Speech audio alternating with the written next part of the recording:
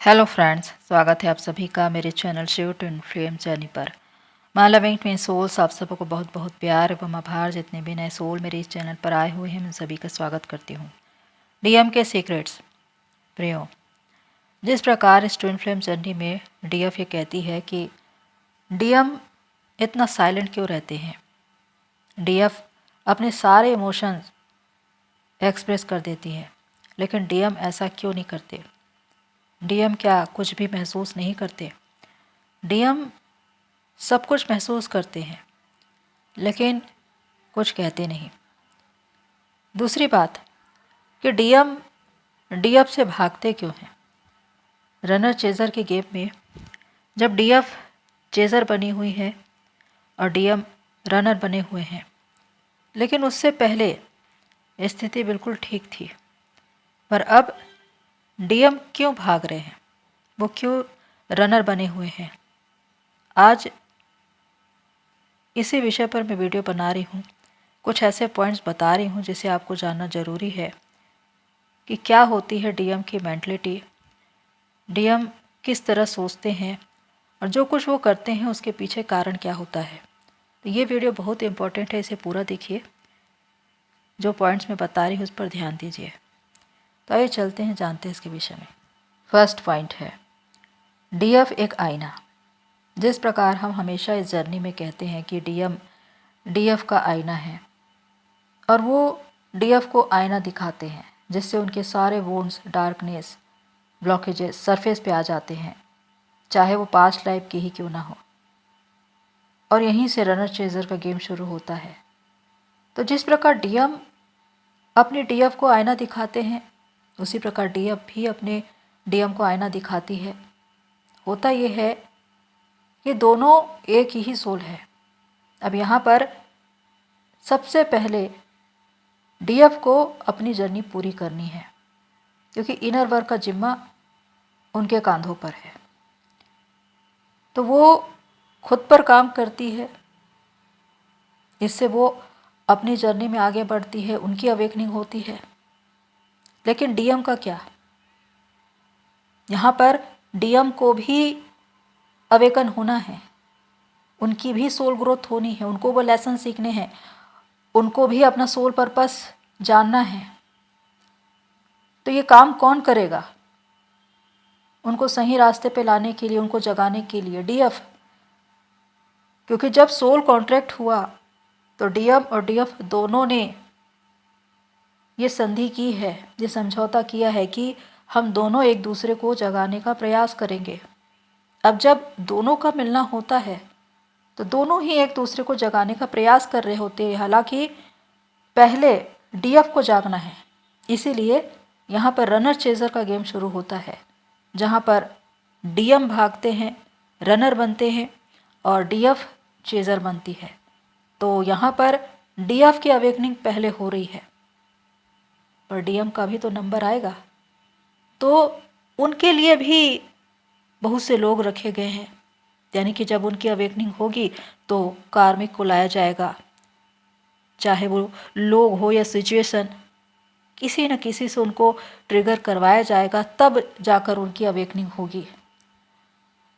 तो यहाँ पर डीएम और डीएफ दोनों ही एक दूसरे को आईना दिखाते हैं। सेकंड पॉइंट है क्या डराता है। अगर हम ये कहें कि डीएम डीएफ से भाग रहे हैं, तो ऐसा कौन सा डर है जो उनको भगा रहा है? अब इसे हम एक उदाहरण के द्वारा समझें। यीन यांग का जो सिंबल है, जिसमें ब्लैक में वाइट का डॉट और वाइट में ब्लैक का डॉट, ये शिव शक्ति और डीएम डीएफ एनर्जी को दर्शाता है। और यही एक ट्विन फ्लेम्स की वास्तविक पहचान है, निशानी है कि डीएम के अंदर डीएफ है और डीएफ के अंदर डीएम है। अब यहाँ पर जब डीएम और डीएफ मिलते हैं, जब उनका यूनियन होता है और जब उनकी एनर्जी वो एक्सचेंज करते हैं, तो उस वक्त वो एक दूसरे के अंदर झांकते हैं, या कहें कि अपनी ही एनर्जी को पहचानने की कोशिश करते हैं, अपनी वास्तविक तस्वीर को देखते हैं। और जब वो देखते हैं तो वो डर जाते हैं, क्योंकि हर इंसान अपनी एक छवि बनाकर रखता है कि मैं परफेक्ट हूँ, लेकिन वहाँ पर उसे वो सारी चीज़ें दिख जाती है जिसे वो देखना नहीं चाहता था, like anger, jealousy, fear, ego. और उसके बाद वो सारे वुंड्स, डार्कनेस, वो सारी बातें जो पास्ट लाइफ की है, वो ट्रॉमास जो अनहील्ड हैं इस लाइफ के भी, और वो सारे सरफेस पे आ जाते हैं।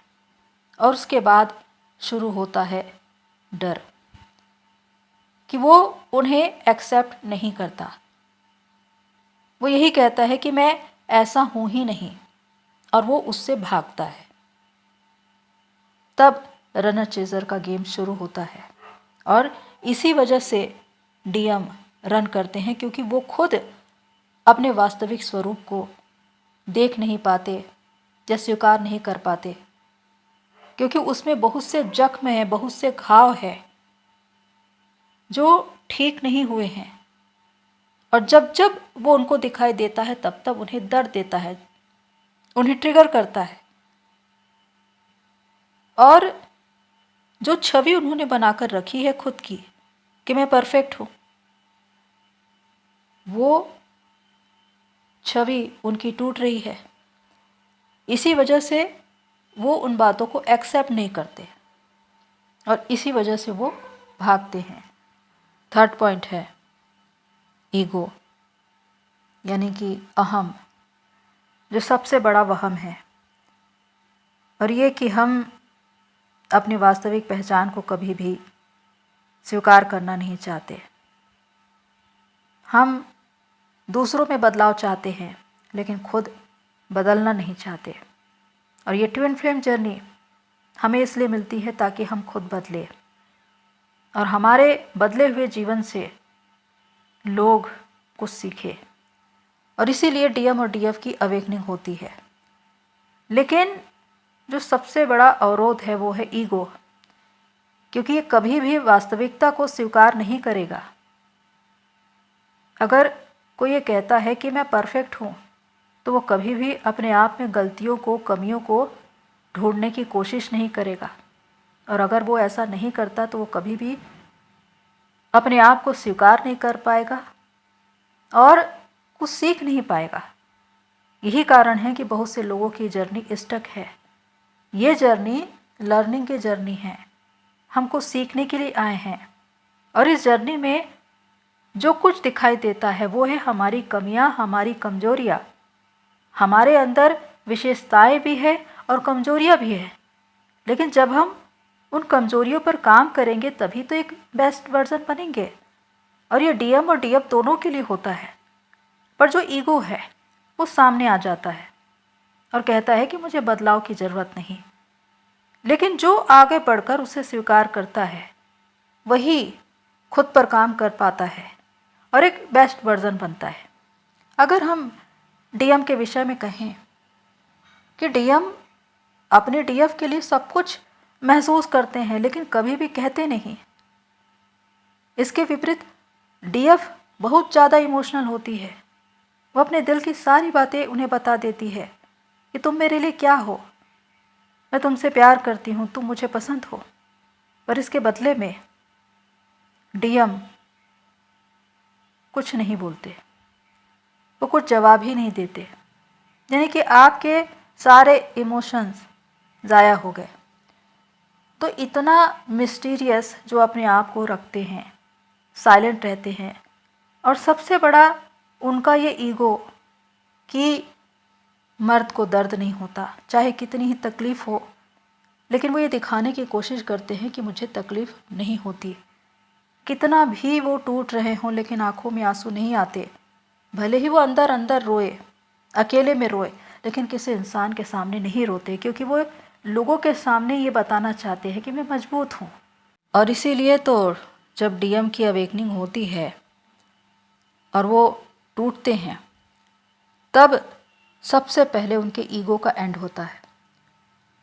क्योंकि जब तक ईगो का एंड नहीं होगा तब तक आप अपनी वास्तविक पहचान को कभी भी स्वीकार नहीं कर पाएंगे, खुद पर काम नहीं कर पाएंगे। और यही होता है कि जब उनको ट्रिगर्स मिलते हैं, सोल शॉक मिलते हैं, टावर मोमेंट्स उनकी लाइफ में आते हैं, तब जाकर उनको समझ में आता है कि आखिर ये क्या हो रहा है। और तब वो खुद पर ध्यान देना शुरू करते हैं कि मेरे जीवन में क्या बदलाव होना चाहिए। तो ईगो ही है जो आपको इस जर्नी में रोक कर रखा है। अगर ये ख़त्म हो जाए तो आप अपनी वास्तविक पहचान तक पहुंच जाएं। 4th पॉइंट है भूलने की नाकाम कोशिश। डीएम की ये आदत होती है कि वो ये सोचते हैं कि अगर मैं डीएफ से भाग जाऊं तो मैं उन्हें बड़ी आसानी से भूल सकता हूं, बिना ये जाने कि वो इस जर्नी में है, वो इस सोल कनेक्शन में है। वो लगातार भागते रहते हैं। एक डीएफ ने लिखा था कि मेरे डीएम ने सिटी छोड़ दी। सिटी क्या, वो तो कंट्री भी छोड़ देते हैं, सिर्फ इसी डर से कि डीएफ उन्हें याद ना आए। पर होता क्या है, डीएफ तो वो स्पिरिट है, वो सोल है जो उनके साथ साथ हमेशा रहेगी।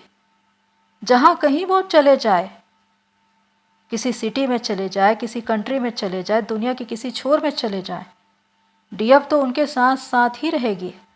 क्योंकि वो तो उनकी सोल का हिस्सा है, वो तो उनके साथ है। वो उनको अपने आप से अलग करेंगे कैसे? यही तो उनकी सबसे बड़ी गलतफहमी होती है। इसलिए क्योंकि वो लॉजिकल माइंड से सोचते हैं। उनको लगता है कि जिस तरह डीएफ को मैं भुलाकर किसी और कनेक्शन में चला जाऊं या वहां पर अपनी एक नॉर्मल लाइफ जीना शुरू करूं, तो बहुत आसान है कि डीएफ को मैं भुला दूंगा, अपनी ज़िंदगी में आगे बढ़ जाऊंगा। लेकिन सबसे बड़ा सोल शॉक उनको तब लगता है जब डीएफ को भुलाने की कोशिश करने के बाद भी डीएफ नहीं भूलती, वो भुलाई ही नहीं जाती। जो उनके सबकॉन्शियस माइंड में है, जो उनकी सोल से कनेक्ट है, अब वो उनको कैसे बाहर निकाले, वो उनको कैसे छोड़े, ये हो ही नहीं सकता। ऐसा नहीं है कि वो कोशिश नहीं करते, लगातार वो कोशिश करते रहते हैं। खुद को सोशल मीडिया में या लोगों के सामने ये दिखाने की कोशिश करते हैं कि मैं खुश हूँ, पर अंदर ही अंदर वो खुश नहीं होते।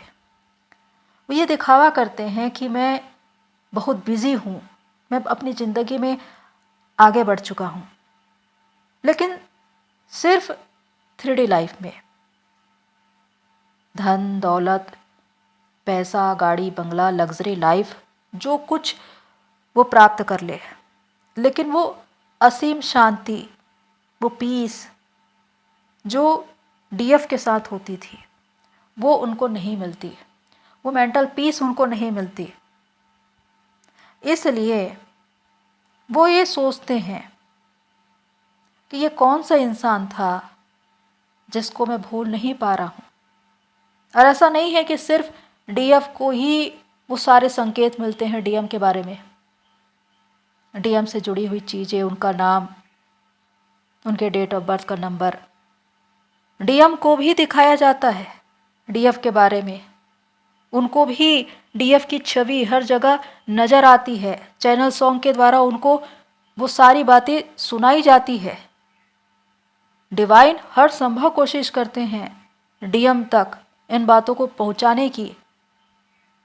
पर यहाँ पर डीएफ इमोशनल है, स्पिरिचुअल है और विश्वास में है, इसीलिए इन बातों पर विश्वास कर लेती है। लेकिन डीएम लॉजिकल हैं, इस कारण वो इन बातों को महसूस तो करते हैं लेकिन स्वीकार नहीं करते। अब यहाँ पर मैं ये भी बता दूँ कि जो डीएम ये सोचते हैं कि मैं अपनी डीएफ से अगर दूर भाग जाऊं किसी और सिटी में या कंट्री में तो मैं उनकी यादों से बच जाऊंगा, तो ये पूरी तरह से गलत है।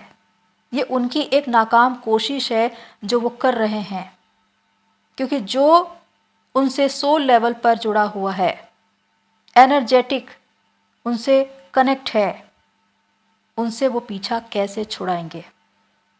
अब चाहे वो किसी भी इंसान से मिल ले, जुड़ जाएं या उनके साथ अपनी ज़िंदगी बिताने की कोशिश भी करे, लेकिन उसके बाद भी डीएफ की याद उनका पीछा नहीं छोड़ेगी और उन्हें इस बात को स्वीकार करना पड़ेगा। और ये तब होता है जब उनके ईगो का एंड होता है, जब उनको ट्रिगर मिलने शुरू होते हैं, जब उनकी अवेकनिंग शुरू होती है, तब उनको ये समझ में आता है कि चाहे मैं दुनिया में कहीं पर भी चला जाऊं, लेकिन मैं उसकी यादों से बच नहीं सकता। और ये कोई आम या साधारण इंसान नहीं है, ये मेरी सोल से जुड़ी हुई है या जुड़ा हुआ है। इसके साथ कोई सोल कनेक्शन है जिसकी वजह से मैं इसे नहीं भूल पा रहा हूँ। ये बात डीएम के माइंड में आती है, तब जाकर वो इस सोल कनेक्शन के बारे में सोच पाते हैं। तो यही है कि चाहे डीएम कितनी भी नाकाम कोशिश करे डीएफ को भुलाने की, लेकिन उनको भुलाना नामुमकिन है और ये बात डीएम को समझनी होगी। और अगर वो नहीं समझते, डिवाइन उनको समझाते हैं, अपनी तरह से उनकी अवेकनिंग करवाते हैं। 5th पॉइंट है डीएफ से ज़्यादा दर्द। अगर हम ये कहें कि डीएफ जब सेपरेशन में होती है, जब डीएम उन्हें छोड़कर जा चुके होते हैं, तो ये समय डीएफ के लिए बहुत ज़्यादा सदमे का होता है। यानी कि एक ऐसा समय जहाँ से उन्हें निकलना है, पर डिवाइन उन्हें कभी नहीं छोड़ते। वो उनसे कनेक्ट होते हैं, उनसे कन्वर्सेशन करते हैं, उन्हें इनर वर्क के बारे में बताते हैं। डीएफ वो है जो खुद पर काम करना जानती है। अगर वो इस दिशा में आगे बढ़े तो कोई ना कोई मेंटर, कोई ना कोई गुरु जिनके द्वारा वो खुद पर काम करती है और वो खुद पर काम करके खुद को हील करती है, बैलेंस करती है, कंप्लीट करती है, अपनी इस जर्नी को पूरा करती है। हालांकि जितना दर्द है वो तो उसे सहना ही है, क्योंकि दर्द ही उसे इस जर्नी में आगे बढ़ा रहा है, कुछ न कुछ सिखा रहा है। लेकिन डीएफ के लिए प्लस पॉइंट ये है कि डीएफ स्पिरिचुअल है, इमोशनल है और डिवाइन पर फेथ रखती है। यानी कि जब डिवाइन उन्हें गाइड करते हैं तो वो उन्हें मानती है, उन पर चलती है और उसके द्वारा वो अपनी जर्नी में आगे बढ़ती है। लेकिन डीएम, खासकर मैट्रिक्स डीएम, जो हद से ज़्यादा लॉजिकल होते हैं, जो कभी भी डिवाइन के द्वारा दिए गए संकेतों को मानते नहीं, उस पर विश्वास नहीं करते, उनको कभी सर्च नहीं करते और न ही खुद पर काम करने की कोशिश करते हैं। इसी वजह से उनकी अवेकनिंग पेनफुल होती है। तो ये कहें कि डीएफ वो है जो अगर अपने अंदर वो दर्द रखी है तो वो रोकर उससे रिलीज़ कर देगी। कोई मेंटर या गुरु उनको मिल गया तो उनके पास जाकर या उनसे कांटेक्ट करके वो अपना हाल बता सकती है, इसके द्वारा वो हीलिंग ले सकती है। लेकिन डीएम ना तो इस पर विश्वास करते हैं, ना वो खुद पर काम करते हैं और इसी वजह से वो अपने ही दर्द में अंदर ही अंदर घुटते रहते हैं। वो लाख ये बताने की कोशिश करे दुनिया को कि मैं खुश हूँ, लेकिन अंदर से वो उतने ही खोखले होते हैं क्योंकि उन्होंने अपने सारे दर्द को अपने ही अंदर दबा कर रख लिया, और वही दर्द अब उन्हें और भी ज़्यादा तकलीफ दे रहे हैं। तो इसीलिए एक मैट्रिक्स डीएम की जो अवेकनिंग है वो सबसे ज़्यादा पेनफुल होती है। तो प्रियो, ये है 5 पॉइंट्स जो मैंने बताए हैं डीएम के बारे में। और अगर अब से आपको ये लगे कि आपका डीएम भाग रहा है, तो आप निश्चिंत होकर कहना कि भाग लो, क्योंकि जहाँ कहीं भी तुम जाओ मैं ही तुमको मिलूँगी। और एक न एक दिन आपके डीएम को ये कहना पड़ेगा कि तुमसे भाग कर मैं कहाँ जाऊँ। तो प्रियो, होप सो ये सारी बातें आपको हेल्प करे। आज के लिए इतना ही, फिर मिलते हैं नेक्स्ट वीडियो में। तब तक के लिए take care and God bless you all. मेरी सोल फैमिली, आप सभी की जर्नी पूरी होए।